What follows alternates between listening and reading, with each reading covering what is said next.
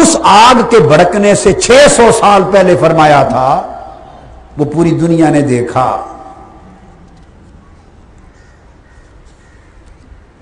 اس طرح کے واقعات تھے۔ پھر آقا علیہ السلام نے فرمایا، صحیح بخاری میں ہے کہ قیامت نہیں آئے گی اس وقت تک حتی یبعث الدجالون کذابون قریب من 30 وفی روایت 30 کلہم یزعم انہ رسول اللہ۔ قیامت اس وقت تک نہیں آئے گی جب تک 30 جھوٹے دجال جنم نہیں لیں گے، اور ان جھوٹے دجالوں میں آخری دجال وہ ہوگا جو سیدنا امام محمد مہدی علیہ السلام اور سیدنا عیسیٰ علیہ السلام کے زمانے میں آئے گا۔ وہ آخری دجال ہوگا، اور وہ بھی کہے گا میں نبی ہوں۔ اس کا پہلا دعویٰ ہوگا میں نبی اللہ ہوں۔ جب لوگوں کو منوا لے گا پھر دوسرا دعویٰ کرے گا کہ میں خدا ہوں۔ تو آقا علیہ الصلوۃ والسلام نے فرمایا کہ کذاب دجال مدعیان نبوت میں کچھ عورتیں بھی ہوں گی، اور ان کی تعداد 4 ہوگی۔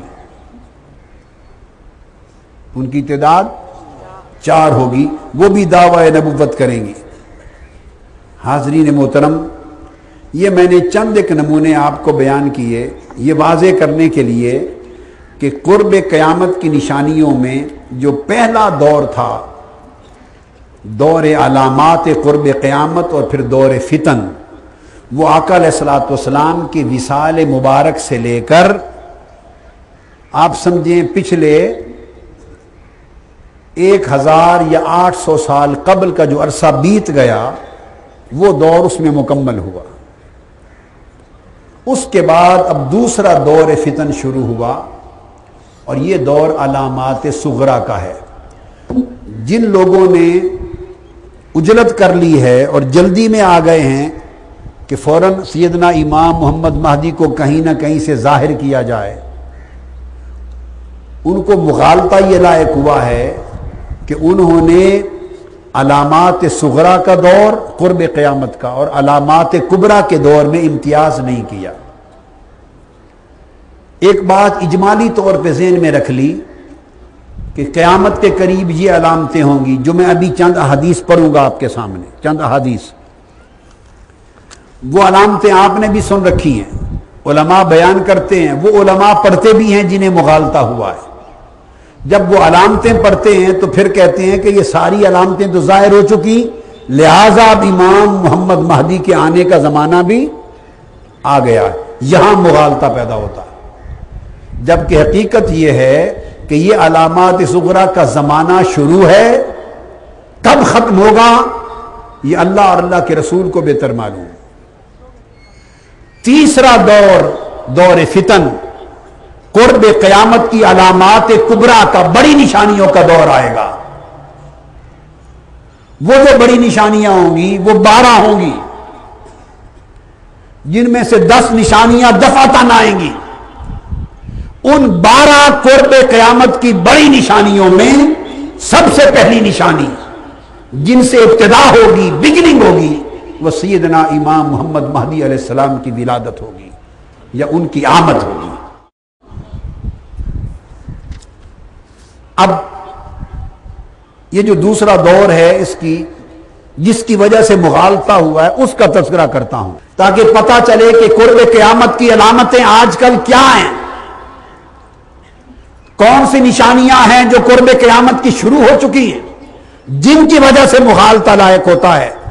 یہ اس مغالطے کو دور کرنے کے لیے بھی سن لیں اور یہ بھی جان لیں کہ کیا کیا فتنے ہیں، اور اپنے گریبانوں میں جھانک کر یہ بھی دیکھ لیں کہ کون کون فرمان مصطفیٰ کے مطابق ان فتنوں کی آگ میں جل رہا ہے، کس کس کے گھر یہ فتنے داخل ہو گئے ہیں، اور کس کس کے خرمن ایمان کو یہ فتنے جلا کے بسم کر رہے ہیں، اور کون کون ان فتنوں کے ہاتھ سے ہلاک اور برباد ہو رہا ہے، غرض بغرض آگاہی بھی اور بغرض اصلاح و ہدایت بھی۔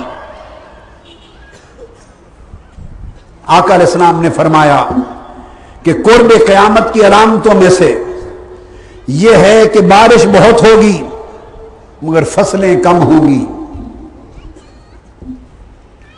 कुरान और दीन पढ़ने वाले, बयान करने वाले बहुत हो जाएंगे, मगर दीन को समझने वाले बहुत कम हो जाएंगे।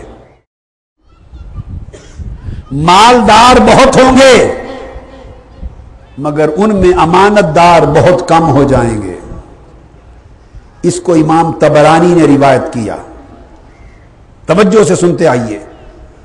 आका ने फरमाया क़यामत से पहले यह अलामत भी होगी कि ज़ुहद, वरा, तकवा, रूहानियत की बात लोग रस्म और रिवायत के तौर पे करेंगे। वरा, रूहानियत, तकवा ये तसन्नो और बनावट के तौर पे करेंगे।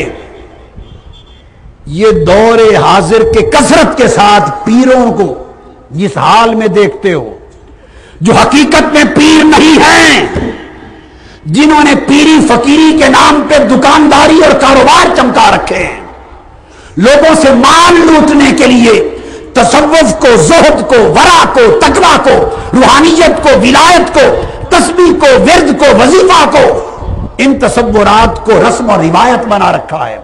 तसव्वुर, तसन्नो और ऊपर की बनावट बना रखा है।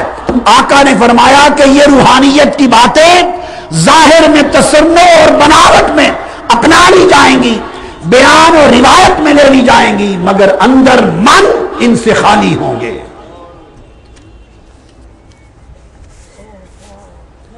फिर आका अलैहिस्सलाम ने फरमाया, इसे अबू हुरैरा ने रिवायत किया और इमाम अबू नुऐम ने हिलियतुल औलिया में दर्ज किया।